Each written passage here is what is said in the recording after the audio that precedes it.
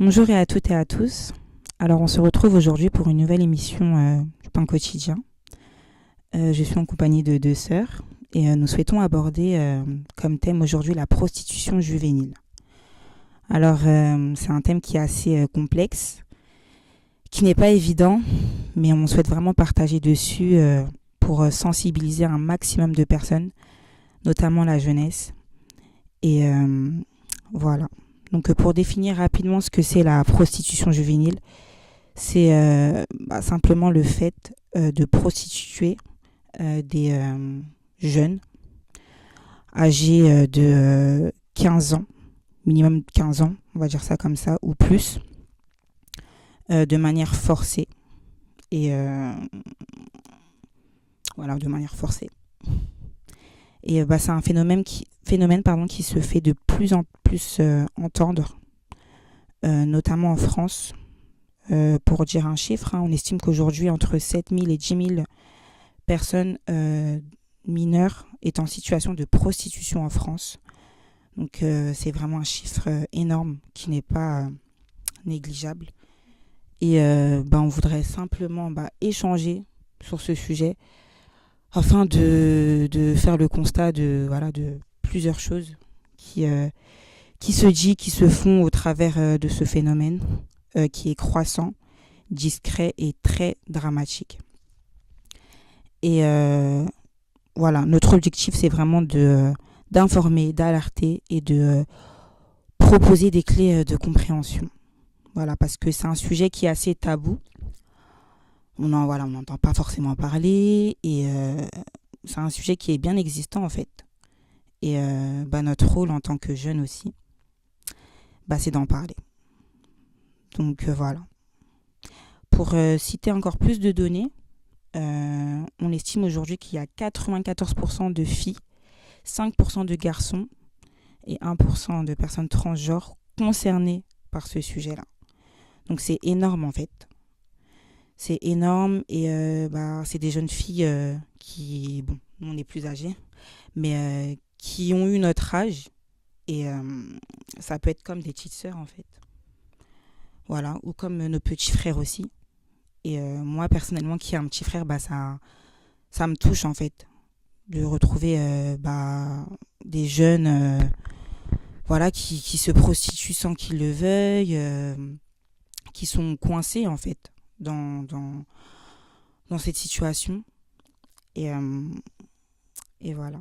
Je laisse la parole à mes sœurs parce que j'ai pas envie de trop monopoliser la parole. Si vous avez quelque chose à rajouter. Oui, bonjour à tous. Du coup, pour continuer sur les quelques chiffres, on a fait un peu de recherche avant cette émission pour comprendre, parce que personnellement, on n'est pas passé par là.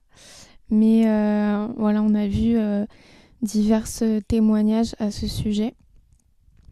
Et donc, par rapport au parcours de ces mineurs, on se rend compte que 84% de ces jeunes ont déjà fugué, ou donc soit ils ont déjà fugué avant de rentrer dans la prostitution, soit beaucoup après, dans le sens où parfois, souvent c'est dans les foyers aussi, et ils vont se rendre compte que la personne est déjà sortie ou a déjà été dans des rendez-vous compliqués, et donc ils vont un peu serrer les vis, sauf que elles arrivent toujours en général, elles arrivent quand même à sortir. C'est pas non plus des prisons, les foyers, donc ils s'en rendent compte, et puis après ils peuvent alerter aussi la police ou autre si en les appelant ils répondent même pas, parfois après plusieurs jours. C'est ça. Et donc c'est à se demander où est-ce qu'ils sont, qu'est-ce qu'ils font. Et parfois, ils vont se retrouver tout simplement dans des réseaux, dans des appartements, passer plusieurs jours en fait, à être dans la prostitution pour gagner assez d'argent pour les prochaines semaines en tout cas, mettre de côté. Et donc c'est vrai que dans les foyers, c'est quand même assez présent. Oui, on en parle dans les foyers. Après, il y en a aussi en dehors des foyers.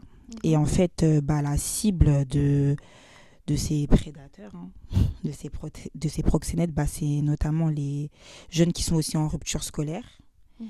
qui consomment pas mal de substances, dont les drogues ou l'alcool, et qui présentent aussi des signes de souffrance psychique, donc tout ce qui est scarification, troubles alimentaires, etc.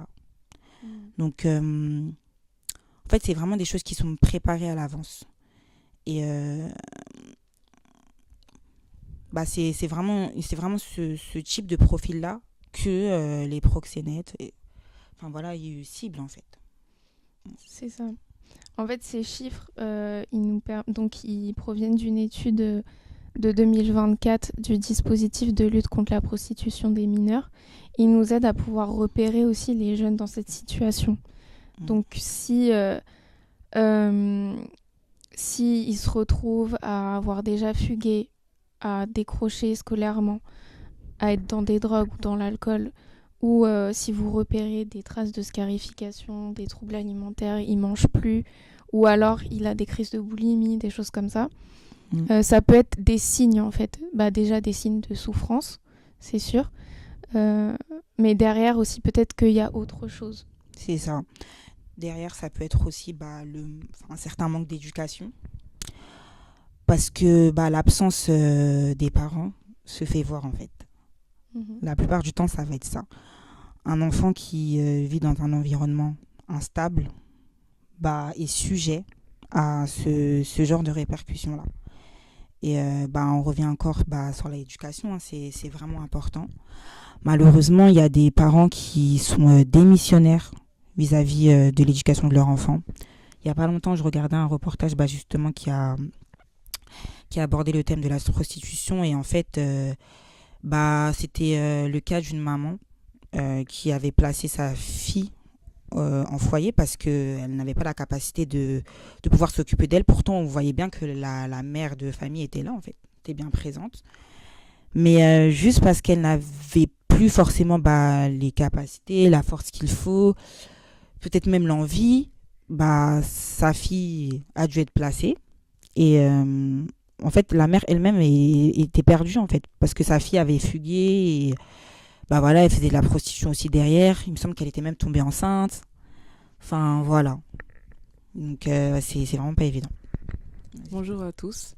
Du coup aussi, je voulais dire, en fait, rappeler qu'on vit aussi dans un monde de loups, en fait, où tout le monde ne veut pas forcément notre bien. Et il y a des choses qui... En fait, quand on est jeune, on a beaucoup, en fait, ce souci aussi de l'argent. C'est-à-dire que quand les parents ne peuvent pas donner de l'argent, alors que les amis autour, eux, ils ont les nouvelles chaussures, ils ont de nouveaux téléphones. Dans la tête d'un enfant qui n'a pas tout ça, en fait, ça commence à jouer et l'enfant va vouloir commencer à se débrouiller.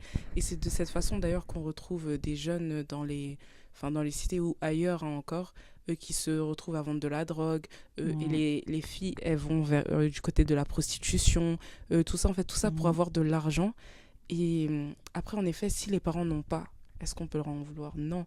Mais je pense que ça joue aussi un rôle un rôle super important dans l'entrée en jeu de la prostitution juvénile et de d'autres défis. Voilà. Donc,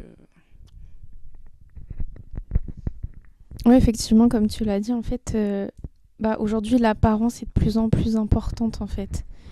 Et donc, c'est à l'école, c'est dehors, mais c'est aussi sur les réseaux sociaux qui ont amplifié fois 10 000 le phénomène.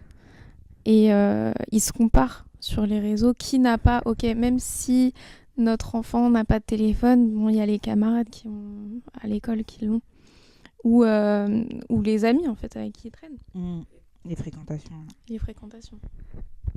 et très vite, en fait, ça peut rentrer dans la moquerie. C'est-à-dire que même on veut que nos enfants, peut-être, ils aient pas de téléphone jusqu'à un certain âge, mais ils vont aller à l'école, ils vont voir d'autres enfants avec le téléphone, les autres vont se moquer d'eux. Comment ça, est-ce qu'à un certain âge, t'as pas de téléphone? Ou alors, comment ça, t'as pas telle paire de chaussures? Mais après aussi, la question qu'il faut se poser, c'est en tant que parent, quelle doit être la réaction? Est-ce que si on doit est-ce qu'on doit réagir en fonction de ça ou est-ce que quand même, je sais pas comment est-ce que vous le voyez, vous? Genre, parce que c'est vrai que c'est compliqué en fait. En effet, il y a les moqueries autour. On veut pas que nos enfants soient moqués, mais aussi on est des enfants du Seigneur. On peut pas tout faire comme tout le monde juste pour éviter certaines choses. Enfin, Bah, moi, je dirais que la clé, hein, c'est la communication, en fait. ouais. Faut parler. Mm. Bon, nous, on n'a pas forcément d'enfants. Ah oui, Nous, on a des petits frères et des petites sœurs.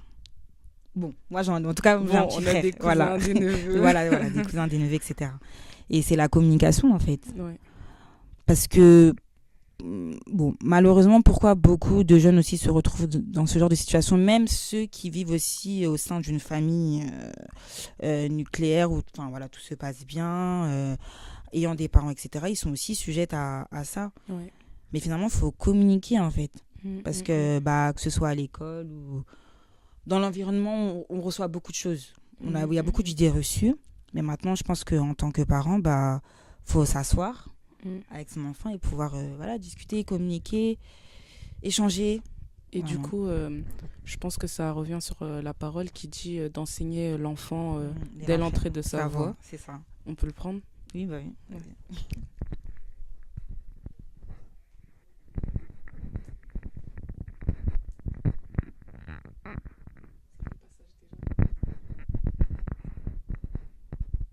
Donc pendant qu'on cherche le verset, ouais, bah effectivement, en fait ça peut venir de manière très vicieuse. Et je pense que beaucoup de jeunes peuvent tomber dedans. Moi-même, j'étais pas dans une famille forcément pauvre ou dans des quartiers ou quoi que ce soit. Ouais, c'est c'est ça. le cliché aussi, hein. Oui. Et pourtant, j'ai été avec quelqu'un qui m'a fait aller dans la drogue. Ok, c'est pas la prostitution, mais je veux dire, ce qui m'aurait sauvée, je pense que c'est d'avoir une famille, une éducation déjà dans le Seigneur et une famille soudée. Ça, c'est sûr. Bien sûr. Donc, faut pas non plus rentrer. C'est sûr qu'il y a certains endroits où ça se fait plus. Ouais, C'est ouais. sûr, c'est vrai. Mais il faut pas non plus être dans les clichés. Ça peut. Enfin, même des personnes qui ne sont pas pauvres. Ah, mais c'est clair. Et même d'ailleurs, c'est souvent même ceux qui ont de l'argent qui consomment aussi beaucoup les drogues. Genre, tu verras souvent aussi des enfants de personnes qui sont c'est ça. riches, même sur Paris et tout ça, ils vont acheter. Ouais, ils tombent Leur, dans des réseaux aussi. Hein. Non, c'est clair. Et du coup, on a trouvé le passage. Donc, c'est Michelet, Proverbe 22, verset 6, qui dit « Entraîne le jeune homme à l'entrée de sa voie, même quand il sera vieux, il ne s'en détournera pas. » Donc, en effet, pour moi, ça rejoint ce que tu disais au niveau de la communication. En fait, entraîner le jeune homme à l'entrée de sa voie, ça veut dire qu'il faut parler à son enfant. Il faut lui enseigner les voies d'Élohim, la parole et tout ça. Et on nous dit que dès que ce sera fait, c'est un processus qui dure toujours en fait, l'enfant ne s'en détournera pas. C'est-à-dire que même quand il se retrouvera en face de ses camarades qui vivent d'une certaine façon ou avec certaines choses, même si même s'il y a des choses qu'il a envie de faire, il a quand même une certaine base, une certaine éducation qui fait qu'il ne tombera pas dans certaines choses en fait. Donc ouais, c'est important. Totalement. C'est le refuge doit être la famille aussi. Hein. C'est ça. Le Seigneur, bien sûr. Mais je sais que même autour de moi, j'avais une amie. Elle n'avait pas forcément une éducation chrétienne, mais on voyait que la famille était soudée. Oui, parce qu'il y a des principes. Voilà. Et on voit qu'elle n'est pas tombée dans des trucs pas bien, quoi. Parce qu'elle avait cette relation de confiance qui faisait que même si elle allait dans une soirée, il se passait un truc, elle allait le dire à sa mère, en fait. Ça allait pas être ce truc, je raconte pas, je peux rien dire parce que aussi derrière, je vais me faire, je vais me faire frapper. C'est ça. Ouais. Forcément, après, on a peur de le dire. Donc, faut le juste milieu, en fait. Faut l'équilibre.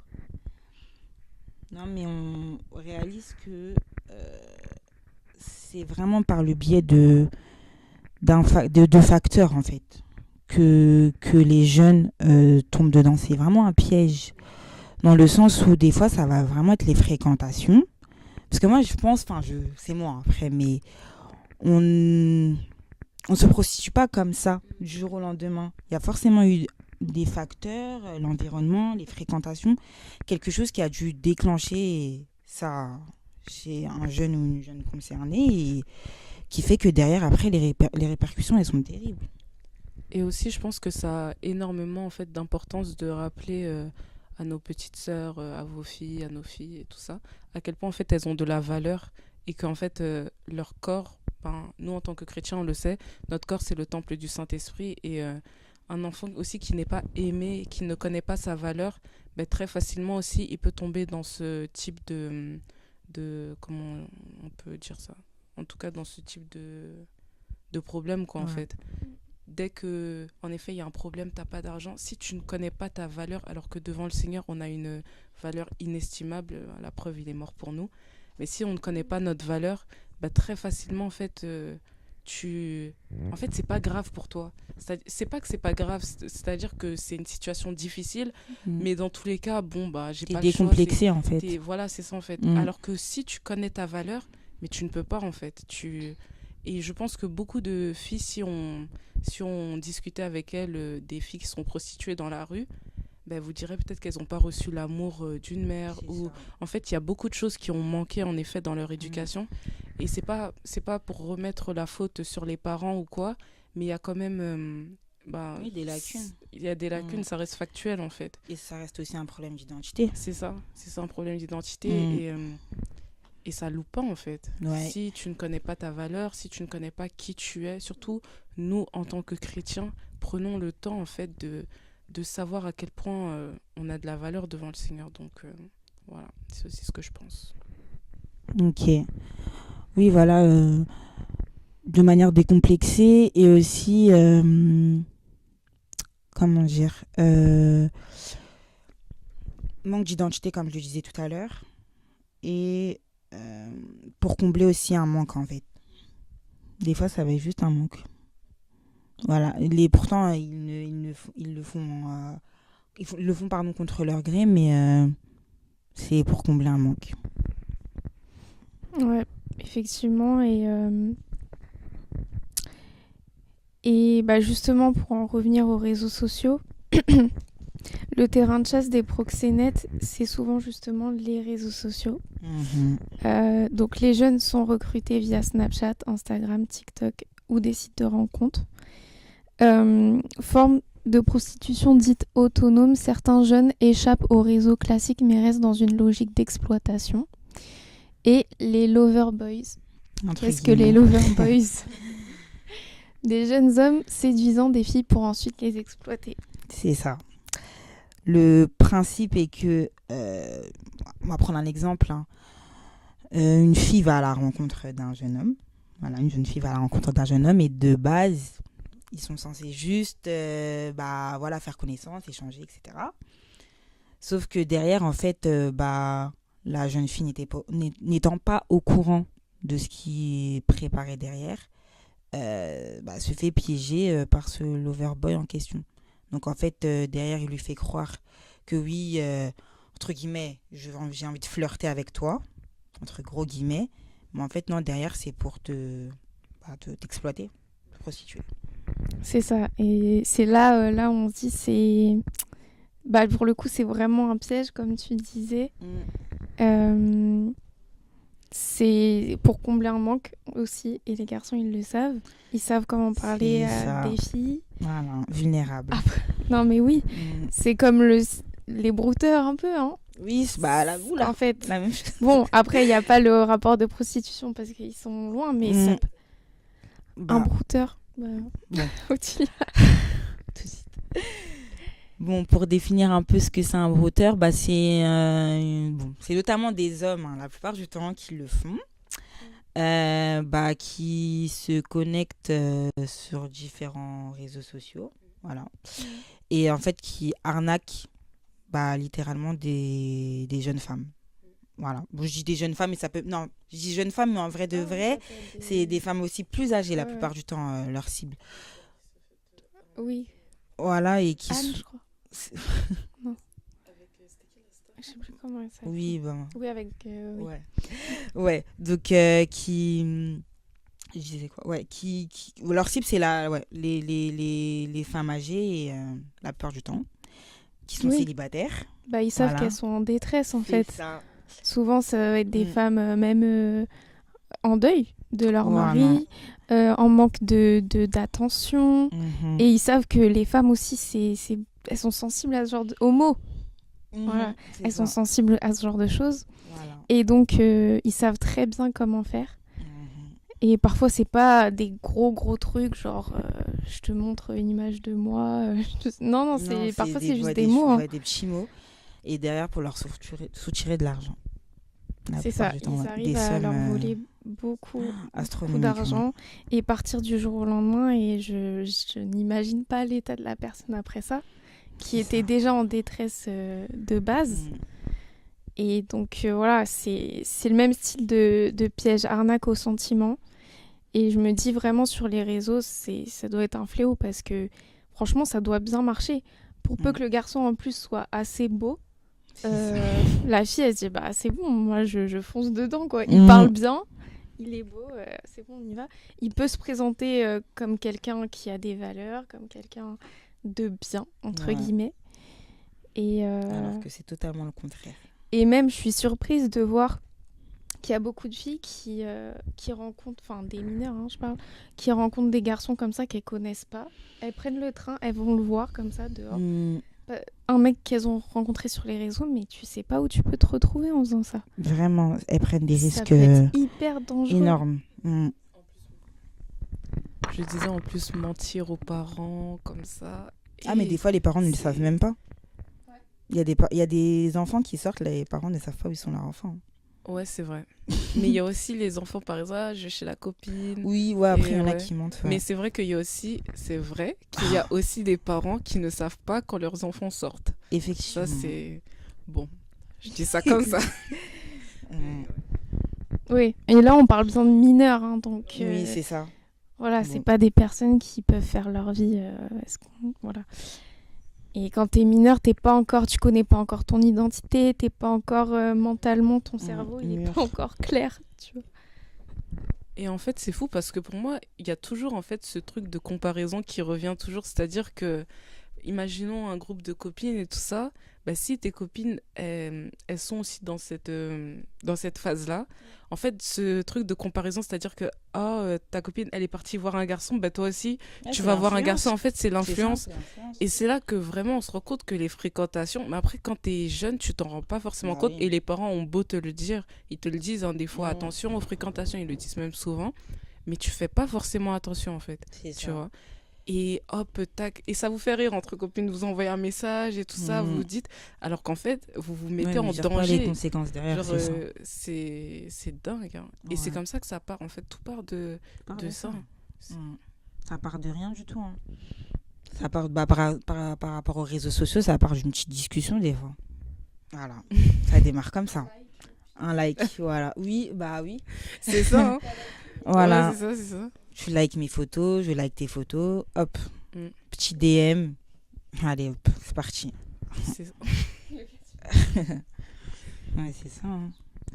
Donc, Oui, je voulais juste dire par rapport à un reportage que j'avais regardé où la jeune fille témoignait justement, bah en fait le principe c'était ça.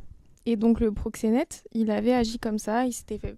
En plus, ils peuvent mentir sur leur âge facilement aussi. Hein. Large. Le gars, il t'arrive, il a 30 ans alors qu'il t'avait dit qu'il avait 20 ans, voire moins.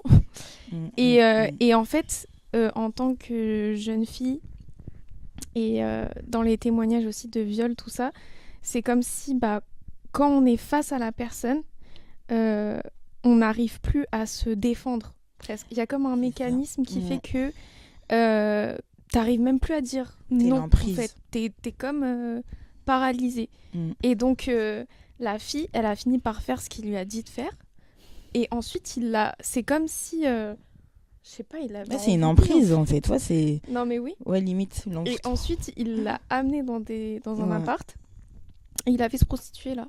C'est ça. Tu deviens une chose. De base, c'était juste un rendez-vous avec un garçon. Mm. Mais comment tu vas réagir devant un mec de 30 ans qui a beaucoup plus de force que toi? Est-ce que tu il y en a, elles arrivent même pas à sortir Ils un n'arrivent mot même en pas à se fait. défendre. Elles Ouais. vont juste faire. Elles C'est sont paralysées. En fait, faut vraiment être sensibilisé bien avant C'est ça. le fait de voir la personne face à face. Mm. Faut pas, même juste les messages, ça commence à créer des sentiments, des choses comme ça. Mm. Donc faut vraiment Non, éviter. faut en parler. Et j'avais vu aussi quelque chose, c'était aussi à la télé, ils en parlaient. C'était une jeune fille en fait qui a pris une colocation avec un homme comme ça que je sais pas si vous avez vu, qu'elle connaissait pas. Sa mère au début elle était pas trop d'accord, mais elle a laissé sa fille aller en colocation avec le monsieur. Et en fait au bout d'un moment le monsieur lui dit bah t'es pas obligé de payer un loyer. En gros il veut commencer à l'exploiter sexuellement. Et qui lui dit de faire en gros des trucs dingues, quoi, horribles. Et elle en parlait comme ça à la tête, je me suis dit, mais waouh, genre, comment est-ce que ce genre de choses, en fait, peut arriver? Mais comme je disais tout à l'heure, on vit dans un monde de loups, en fait. Ouais, de loup et de fou. Quand on n'a pas le Seigneur, on peut faire des trucs fous, en fait. Vraiment. C'est pas Aucune pour mettre limite. la faute sur les hommes ou quoi, mais en tout cas, tu peux pas, en tant que femme, aller partir comme ça aussi en colocation, genre... c'est juste avec un homme comme ça que tu connais pas. Enfin, après, on est... C'est plus courant en plus que... Parce que une fois, on avait fait une maraude et il y avait un homme qui nous racontait que pour dormir un temps dans une maison, eh bien, il s'est prostitué auprès du monsieur qui avait la maison. Et genre, en fait, ils viennent voir les gens qui sont dans la rue. Donc, c'était 2 hommes, hein, du coup. Et il lui a dit, bah, si tu veux, je t'offre le logement et tout, mais derrière, voilà. Incroyable. Et il le raconte avec dégoût. Il a fini par partir. Mais en fait, je pense que c'était un moment où il était tellement en détresse qu'il a dit, vas-y, j'y vais. Mais au final, on voit bien que tout ça, c'est l'argent. Le fin mot, c'est ça. Hein. Comme on dit, la racine de tous les maux, c'est l'argent. Vraiment. C'est l'argent, en fait. Il y a même pas... ouais. C'est l'argent. Il n'y a pas d'autre mot à dire. L'argent. C'est triste. Et en fait, je me dis, déjà, des personnes qui sont brisées, comme tu disais tout à l'heure, qui ont déjà, qui sont mal, en fait, et ils se retrouvent dans ce genre de situation où ils ont été exploités, ils ont été... en fait, on leur a fait des choses atroces, mais dans quel état, en fait, ça les laisse alors qu'ils étaient déjà brisés? Je me dis, wow, c'est catastrophique, en fait. Et je me dis que vraiment, les personnes qui font subir ce genre de choses, elles auront des comptes à rendre et ça sera pas joli, quoi. Donc, Effectivement. Le pire, c'est ces personnes-là, en fait. Parce que c'est des manipulateurs. En fait, jouer avec les sentiments comme ça d'une jeune femme ou d'un jeune homme, ou peu importe, en fait, c'est horrible. Parce qu'au final, en fait, on a été créé par Elohim. C'est Elohim qui nous a... En fait, tu touches à... Je sais pas. Et tu touches à la création du Seigneur. Tu joues avec les âmes comme ça, c'est fou. Et par rapport à ça, on a fait aussi des petites recherches par rapport à ce que l'État a mis en place. Donc, un plan national de lutte contre la prostitution des mineurs a été mis en place en 2021. Bon, c'est compliqué parce qu'aujourd'hui, ça n'a pas forcément réglé le problème. Mais on ose croire qu'il y a quand même eu de l'amélioration. Et ce que je voulais aussi rajouter, c'est que par rapport au foyer, les éducateurs et éducatrices aussi sont dépassés. C'est quelque chose aussi qu'il faut, faut le dire, il faut en parler. Ils sont dépassés par la situation. Ils n'arrivent pratiquement plus à gérer. Donc le fait que l'État souhaite mettre aussi en place des solutions, c'est pas mal. Mais les éducateurs et éducatrices aussi, il faut vraiment y penser parce que le sacrifice... Bon, après, ça reste leur métier. Hein, mais ils font pas mal de sacrifices aussi pour tous ces jeunes-là. Il y en a qui dorment pas. Littéralement, ils font des nuits blanches. Et penser vraiment aussi à eux, en fait. Et en fait, quand tu disais que l'État met aussi des structures en place, ça me faisait sourire parce que, bon, après, c'était des femmes prostituées qui étaient majeures. Mais une fois sur Paris, en fait, j'étais avec des sœurs et on a vu des femmes prostituées. Et donc, on a discuté avec elles et tout ça. On a essayé de leur apporter un peu la parole. Et en fait, elle nous disait que, vers la fin, quand on allait partir, elle nous disait qu'en fait, elle payait des impôts en tant que prostituée. Tu vois? Mmh. Et donc ça, c'était... Quand elles nous ont dit ça, je me suis dit... ah oui, quand même. Ça veut dire, en gros, c'est comme si, limite, je sais pas, moi, elles ont des fiches de paye. C'est quoi? Enfin, je sais pas. Oui, parce que si je me trompe pas, dans certains pays, la prostitution, elle est reconnue comme... Bah, ouais, pas forcément en France, mais dans certains pays, oui. Bon, après, en France, c'est bizarre qu'elle paye... bah, je sais pas, des impôts, peut-être bon. à vérifier, mais en tout cas, elles nous ont dit qu'elles payaient des impôts. Donc, je me suis dit, c'est fou quand même. Bon. Après, on va dire que c'était des femmes majeures. Donc, je sais pas, mais même, c'est... Ouais, ben non. C'est pas un travail. bah, non. Ouais.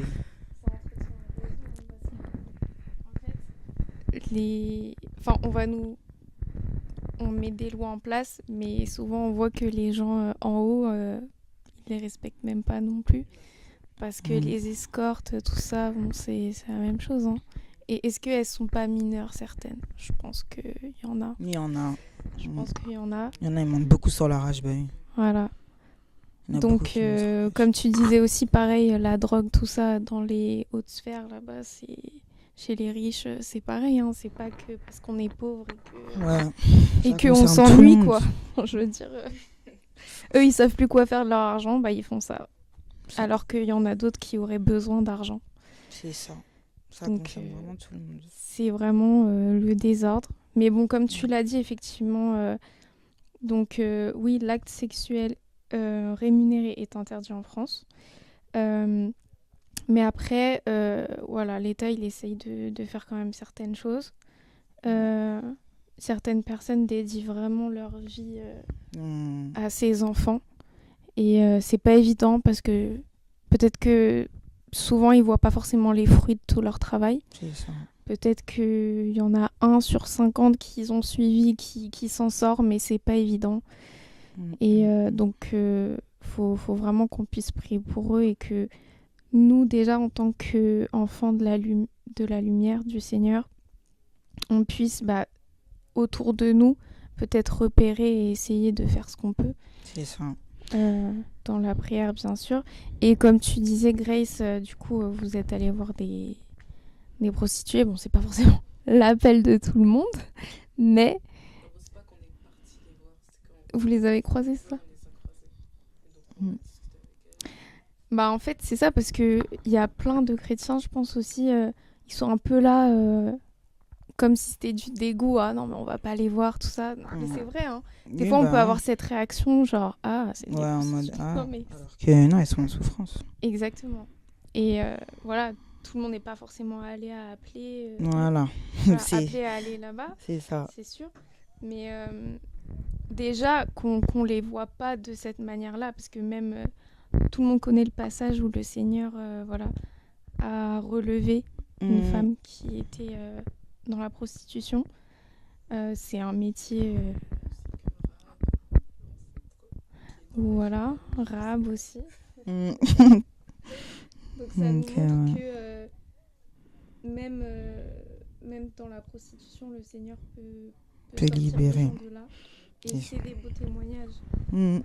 Parce que pour sortir de ce milieu, c'est très dur. C'est vraiment dur. C'est très dur. C'est ça, comme tu le dis si bien, on a un rôle aussi en fait qui est important,